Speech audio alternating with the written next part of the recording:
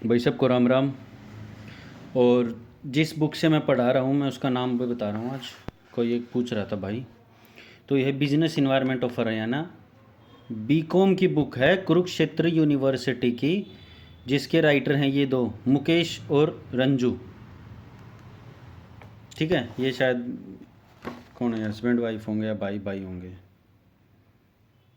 हाँ, husband wife हैं ये। ठीक है, तो ये बुक थी।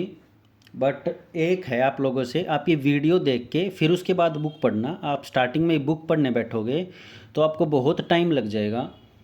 ठीक है, और एग्ज़ाम है नेक्स्ट मंथ से ही, 20 के आसपास से शुरू, तो इतना टाइम लागो आप लोगों के पास है नहीं। तो बेस्ट सोर्स क्या है, आप एक बारी फटाफट ये वीडियो देखो, 35 मिनट्स की या 40 मिनट्स की। उसके बाद आप वो पर्टिकुलरली चैप्टर उस बुक से पढ़ लो, और आई एम श्योर आप कभी नहीं भूलोगे वो। और यही सेम सिलेबस अपना 12th में भी है, और सेम सिलेबस अगले अगले आने वाले सीईटी में भी है। तो एक बार ही पढ़ा हुआ कहीं नहीं जाएगा, बार बार आप रिवाइज करते रहना फिर बस। तो स्टार्ट करते हैं। सबको राम राम। तो चलो, हमने पढ़ लिया था एग्रीकल्चर क्रेडिट, यानी कि लोन वगैरह से रिलेटेड 3 टाइप के लोन थे, वो सब एक बार देख लेना पिछली वीडियो में। नेक्स्ट स्टार्ट करते हैं हम। सोर्स ऑफ क्रेडिट, क्रेडिट का मतलब पैसा कहाँ कहाँ से मिलता है।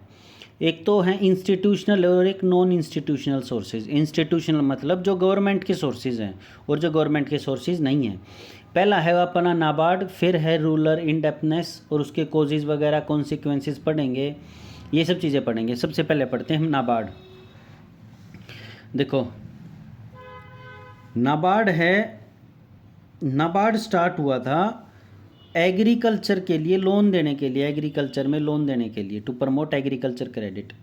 आरबीआई ने जो है सेटअप किया था agricultural refinance and development corporation and agriculture credit department.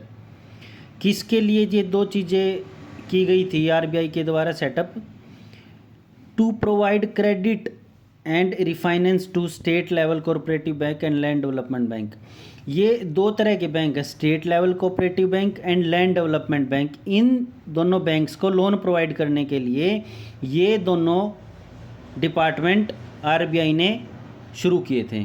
इनका मेन ऑब्जेक्टिव था एआरडीसी का एग्रीकल्चर को एक्सपेंडिंग एग्रीकल्चर क्रेडिट, जो एग्रीकल्चर पे जो हमें लोन देते हैं ना किसानों को, उसको ज़्यादा करना, मतलब ज़्यादा लोगों तक पहुंचाना। ये इसका मेन ऑब्जेक्टिव था, किसका? एआरडीसी का। एआरडीसी मतलब agriculture refinance and development corporation.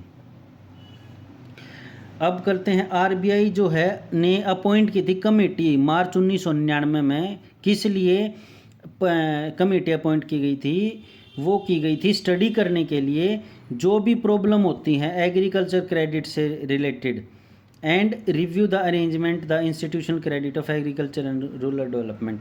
और जितने भी अपने एग्रीकल्चरल किसान जो अपना किसानी और रूरल डेवलपमेंट के लिए जो अपना लोन की फैसिलिटी है वो अच्छी हो सके, उसके लिए वो फैसिलिटी कितनी है कितनी नहीं है, तो आरबीआई ने कमेटी की थी 1999 में अपॉइंट। किसकी, कौन था चेयरमैन? ये नाम याद रख लेना, बी शिवरमन। इसकी चेयरमैनशिप में ये कमेटी बनाई गई थी। कि भी एक बारी देखो, हमारे जो रूरल और एग्रीकल्चर में जो लोन मिलता है वो किस हिसाब से मिल रहा है, वो जिस हिसाब जितने लोगों को चाहिए उस हिसाब से उन लोगों को मिल रहा है नहीं मिल रहा है, सारी स्टडी करनी थी इनको।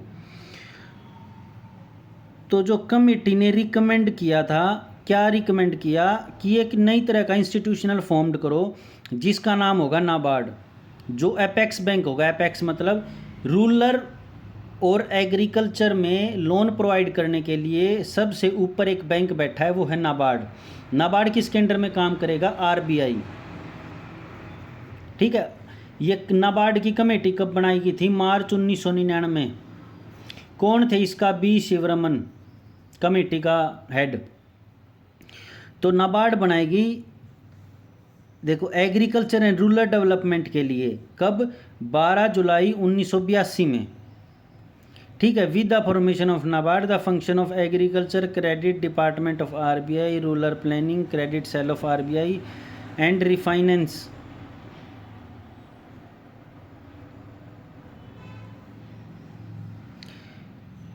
बेसिकली नाबार्ड का काम था रूरल और एग्रीकल्चर डेवलपमेंट को ज़्यादा करना, मतलब वहाँ तक लोन पहुँचाना ताकि वो अपनी आवश्यकताओं की पूर्ति उस लोन से कर सकें बस। और जो अपना नाबार्ड है वो काम करता है promotion of agriculture, cottage, village industry, handicraft, rural craft और जो भी इकोनॉमिक एक्टिविटीज़ होती हैं रूरल एरियाज़ में उन सभी के लिए काम करता है बस। It also work to strength the rural infrastructure which is the backbone of, हाँ वही आ गया सेम। नाबार्ड देखो कोई भी बैंक शुरू करने के लिए एक पर्टिकुलरली अमाउंट चाहिए, कितना ही भी, जैसे 100 रुपये 200 रुपये, तो नाबार्ड को शुरू करने के लिए पैसा चाहिए था 100 करोड़। उस टाइम पे 100 करोड़ की ज़रूरत होती थी कि आप इस पैसे के साथ अपना बैंक शुरू कर सकते हो। तो ऑथराइज्ड कैपिटल ऑफ नाबार्ड, तो ये यही याद रखने ना 100 करोड़ के साथ, ये सब तो ज़्यादा डाटा दे दिया, इतना काम का है नहीं हमारा सीईटी के अकॉर्डिंग, ठीक है। उसके सिविल्स एग्ज़ाम के अकॉर्डिंग हो सकता है। Feature of NABARD,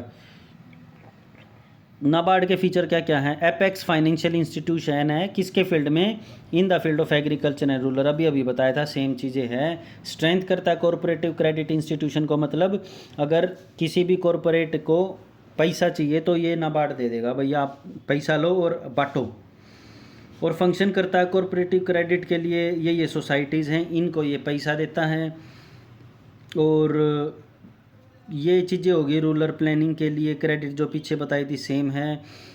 facilities to state government and state run corporation for strengthening, वही रूरल इंफ्रास्ट्रक्चर को अच्छे से करने के लिए, बुनियादी चीज़ें देने के लिए। अच्छा यही सब चीज़ें बताई गई, कोई ज़्यादा वो नहीं है। Eligible institution for obtaining refinance, अब देखो हम ये तो चाहते हैं कि नाबार्ड हमें सहायता करें, पर्टिकुलरली कोई बैंक नाबार्ड से सहायता ले, लेकिन उसकी शर्तें क्या होगी? नाबार्ड उसी को तो देगा ना, ये नहीं है मैं चला जाऊँ भाई नाबार्ड हमने सहायता दे दो मैं बांट दूंगा लोन, तो न्यू थोड़ा मृत्यु दे देंगे ना दे मैं। उनकी भी कोई शर्तें हैं, यानी कि कोई एलिजिबिलिटी क्राइटेरिया है। क्या है? एक तो वो state cooperative agriculture and rural development bank होना चाहिए, या फिर स्टेट कोऑपरेटिव बैंक होना चाहिए, या फिर आरआरबी रीजनल रूरल बैंक होना चाहिए, कॉमर्शियल बैंक होना चाहिए, प्राइमरी अर्बन कोऑपरेटिव बैंक होना चाहिए, north east development financial corporation limited होना चाहिए, या एनबीएफसी यानी कि नॉन बैंकिंग फाइनेंशियल कंपनीज होनी चाहिए जो बैंकिंग का काम डायरेक्टली ना करें। इसकी मेन पार्टनर हैं नाबार्ड की, ये एक बार पढ़ लेना, स्टेट लेवल पे, डिस्ट्रिक्ट लेवल पे, रीजनल लेवल पे, रूरल लेवल पे, तो ये सारे इनकी पार्टनर हैं, इनके साथ मिलकर नाबार्ड काम करता है। ऑब्जेक्टिव क्या है नाबार्ड का? पीछे बताया था वही सब ऑब्जेक्टिव है। अच्छा, ऑर्गेनाइजेशनल स्ट्रक्चर, यानी कि नाबार्ड काम कैसे करता है, ये बहुत ज़रूरी है, पहले बता रहा हूँ। इसमें से एक क्वेश्चन टपक सकता है अगर अच्छे लेवल का पेपर बनाते हैं तो। बोर्ड ऑफ डायरेक्टर हो गया, सबसे पहले इसका जो हेड क्वार्टर है नाबार्ड का वो है मुंबई में, नाबार्ड का हेड क्वार्टर है मुंबई, ठीक है। और इसके 30 रीजनल ऑफिस हैं, रीजनल मतलब पार्टिकुलरली किसी स्टेट्स में रीजनल ऑफिस है। हेडक्वार्टर का है मुंबई, रीजनल ऑफिस है इसमें। 1989 में ये आया था, देखो यहाँ पढ़ा था, कहाँ गया, 12 जुलाई 1982 में नाबार्ड आ गया था। ये डेट्स याद रख लेना। बोर्ड ऑफ डायरेक्टर के बाद आता है चेयरमैन। चेयरमैन होता है या तो चेयरमैन अपॉइंट करा जाता है सेंट्रल गवर्नमेंट के द्वारा, कंट्रीब्यूशन ऑफ आरबीआई उसकी सलाह देता है। मैनेजिंग डायरेक्टर होते हैं 3 एमडीज, फिर होता है एग्जीक्यूटिव डायरेक्टर, फिर एग्जीक्यूटिव डायरेक्टर के बाद head office department, regional office, training establishment. Training establishment है 4 जगह नाबार्ड की ट्रेनिंग एस्टेब्लिशमेंट होती है, जो नाबार्ड में ऑफिसर चुने जाते हैं उनकी ट्रेनिंग सिर्फ और सिर्फ 4 जगह होती है, ठीक है। ये सारे सब ऑफिस हो गए, ये काम के नहीं है, सिर्फ इतना ही काम का है, ये याद रख लेना, ठीक है। देखो इसका चेयरमैन और अदर डायरेक्टर अपॉइंट किए जाते हैं सेंट्रल गवर्नमेंट के द्वारा आरबीआई की सलाह पर, ठीक है।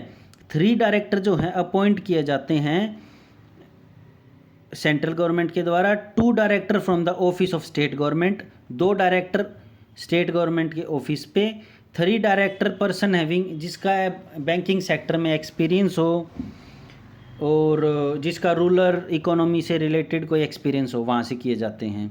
हेड ऑफिस है मुंबई में नाबार्ड का, 30 रीजनल ऑफिस हैं जो डिफरेंट स्टेट और यूटीज़ में हैं, जैसे चंडीगढ़ वगैरह।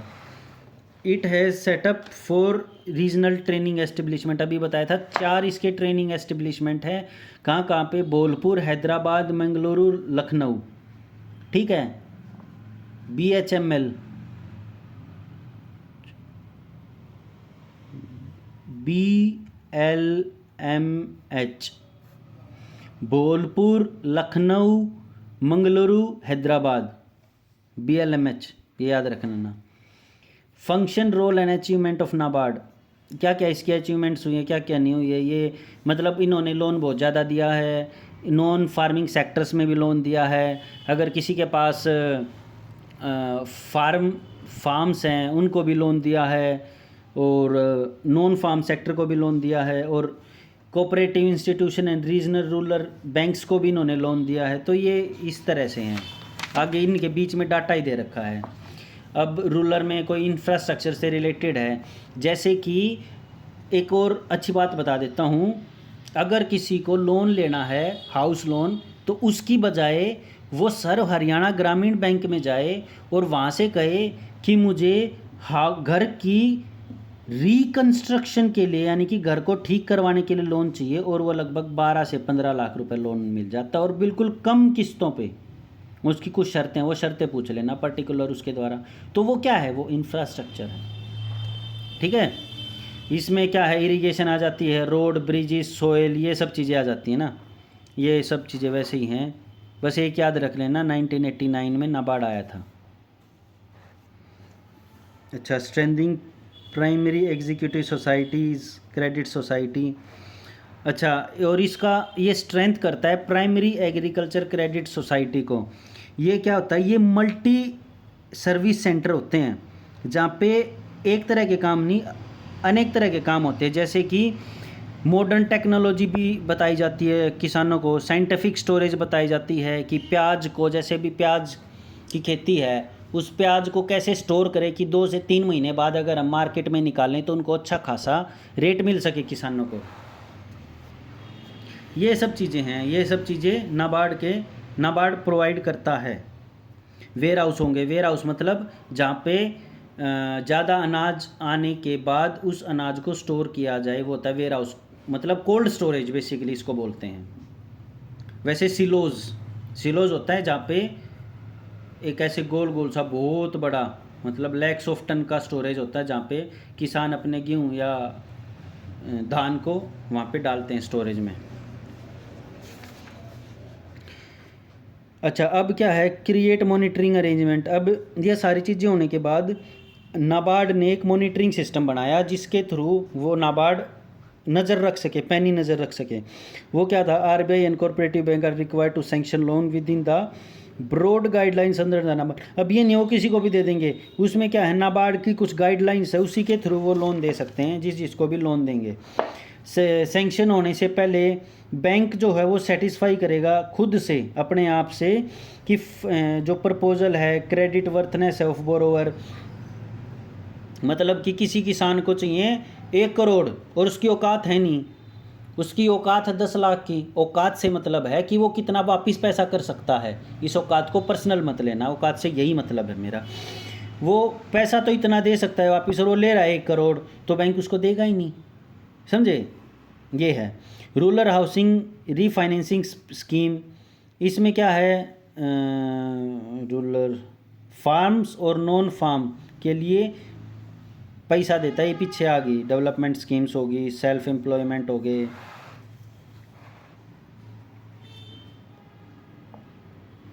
और ये self help group bank leakage, मतलब डायरेक्ट खातों में पैसे जाएंगे। और ये किसान क्रेडिट स्कीम, यानी कि KCC जो कार्ड बनता है ना किसानों का, आप लोगों के दादा चाचा ताऊ ये सब अगर कोई किसान है तो उनसे पूछ लेना KCC क्या है, या किसी भी एग्रीकल्चर डिपार्टमेंट में जाके पूछ लेना जी KCC क्या है। KCC है इनिशिएटिव है नाबार्ड का, नाबार्ड ने स्टार्ट किया ये initiative KCC, Kisan credit card scheme was note. KCC is a credit card which is issued by bank to farmers for avoiding credit facility as per their requirement. यानी कि जिस रिक्वायरमेंट के लिए वो किसान पर्टिकुलरली पैसे लेने के लिए एलिजिबल है और उसको वो पैसे सीधा उसके खाते में जाएंगे through the Kisan credit card, बस ये है। Reserve bank at the initiative of NABARD has advised all bank to issue Kisan credit card to the farmers. मतलब आरबीआई ने ये सभी बैंक्स को ऑर्डर दिया है, आरबीआई हमेशा ऑर्डर देता है, याद रखना। आरबीआई ने ऑर्डर दिया है सभी बैंक्स को कि आप लोग, नाबार्ड की एडवाइस पे आरबीआई ने दिया है कि आप लोग सभी banks Kisan credit card issue करेंगे फार्मर्स को। KCC provide flexible to farmers to avoid production credit and also available procedure delay to getting loan sanction. इसके थ्रू क्या लोन मिलता है उन लोगों को, बस। वुमेन एम्पावरमेंट क्या है? वुमेन एम्पावरमेंट स्टार्टेड किया गया था एक special programme like women development cell. इसके थ्रू क्या था? Marketing of non farm production like of made by rural women, जैसे मार्केटिंग फैसिलिटी प्रोवाइड की गई थी नॉन फार्मिंग फैसिलिटीज़ वुमेन के लिए, जैसे कि self help bank linkage programme. मतलब सेल्फ हेल्प बैंक बनाया गया था एसएचजी बैंक, जो एक लिंक करता था प्रोग्राम्स को आपस में। इसमें क्या था? क्रेडिट फ्लो जो था वुमेन के पास जो पैसा जाना चाह रहा, बैंक वुमेन को जो पैसा भेजते थे वो डायरेक्ट उनके अकाउंट में आता था। And credit awareness about the self employment, ठीक है, इससे उनको सहायता मिलती थी और अपना काम कुछ सिलाई का हो गया या भाई खेती का हो गया, जो भी काम है जो वुमेन कर सकती हैं और वो इसके थ्रू कर लेती थी, मतलब उनके में खाते में आ जाते थे। को financing, NABARD is an executive memorandum of understanding, ये तो छोड़ो। Evaluation, NABARD is playing significant, NABARD बहुत अच्छा एक रोल प्ले कर रहा है किसमें? एग्रीकल्चर और रूरल डेवलपमेंट में। और जो अपना पॉलिसीज़ हैं, पॉलिसीज़ बनाने में अच्छी खासी प्रोग्राम्स हैं जो रूरल लेवल पे लाभदायक होते हैं, और क्रेडिट फैसिलिटीज़ हैं जो उनको लोन बांटने होते हैं, रिसर्च प्रमोट करनी होती हैं, इन सब चीज़ों में नाबार्ड बहुत अच्छा है। तो ये था भाई नाबार्ड, ख़त्म हो चुका है नाबार्ड। अब हम आगे करते हैं रूरल इंडेप्थनेस। हाँ, ये अलग टॉपिक है, तो चलो ये नेक्स्ट वीडियो में करवाता हूँ। आज 3-4 वीडियो लेके आऊँगा। चलो, ऑल द वेरी बेस्ट और अपना अच्छे से पढ़ो, और एग्ज़ाम भी आने वाला है। Bye bye, signing of.